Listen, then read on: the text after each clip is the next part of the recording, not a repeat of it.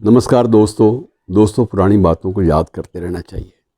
ये इसलिए भी ज़रूरी है कि बहुत सारी महत्वपूर्ण घटनाएं हमारी ज़िंदगी में से गुज़र चुकी होती हैं और हम तेज़ रफ्तार ज़िंदगी की वजह से कई बार उन्हें याद करने से भी चूक जाते हैं, जबकि उनको याद रखना बहुत ज़रूरी है। मैं आज आपको याद करा रहा हूँ 1973 में, आज से लगभग 50 साल पहले, पूरे 50 साल ही मान लीजिए, एक आंदोलन हमारे देश में चला था और वो था चिपको आंदोलन। बड़ा गज़ब का आंदोलन था चिपको आंदोलन। और चिपको आंदोलन में जंगल काटने की जो एक प्रथा थी, परंपरा थी, उसके ख़िलाफ़ एक विद्रोह, एक बगावत की चिंगारी सुलगी थी और बहुत सारे पर्यावरणविद, एनवायरमेंटलिस्ट इस आंदोलन में कूदे थे। यद्यपि चिपको आंदोलन का जो मूल स्वरूप है वो पढ़े लिखे इंटेलेक्चुअल लोगों तक सीमित नहीं था। वो सिर्फ सोचते थे, वो सिर्फ इसको एक दर्शन प्रदान करते थे, जीवन दर्शन, फिलॉसफी, इसको फिलोसफिकल रूप देते थे। लेकिन वास्तविक रूप से आम आदमी का आंदोलन था। और आम आदमी के लिए सबसे बड़ी बात ये होती है, विशेष रूप से ग्रामीण क्षेत्र में, जल, जंगल और ज़मीन। इन तीनों चीज़ों को लेकर ये आंदोलन भी आरंभ आम आदमी ने किया था।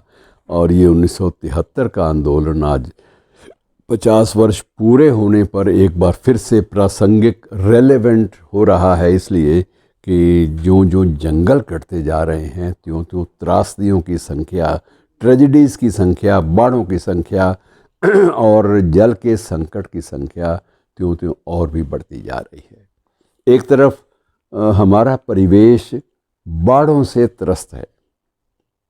बांधों ने, तरह तरह के जो बांध बनाए गए, उन बांधों के कारण हमारी ज़िंदगी का सुख, चैन, स्वाभाविक मुद्रा, बिल्कुल नेचुरल टोन, वो सारी की सारी बदल गई।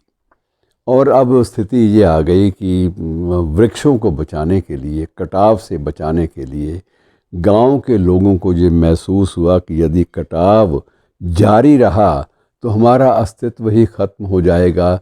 ये वृक्ष तो हमें प्राण वायु के रूप में हमारे काम आते हैं, और ये वृक्ष नहीं होंगे तो हमारी जो ज़मीन है ये और भी खिसकने लगेगी, और उसके बाद हमारी ज़िंदगी, हमारी आने वाली पीढ़ियों की ज़िंदगी सुरक्षित नहीं रह पाएगी।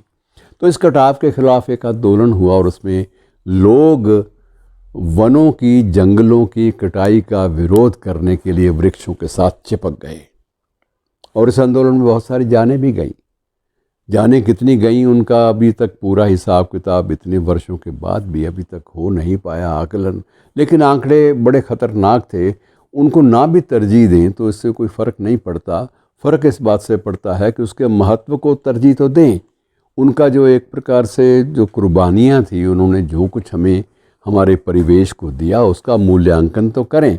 तो चिपको आंदोलन इस दृष्टि से जल, जंगल और ज़मीन की लड़ाई थी, और एक ऐसी लड़ाई जिसमें आम आदमी ने मुखर होकर भूमिका निभाई, और सक्रिय भूमिका इस नाते से निभाई कि वे लोग हज़ारों की संख्या में वृक्षों से चिपक गए कि यदि वृक्षों को काटना है तो पहले हमें काटो।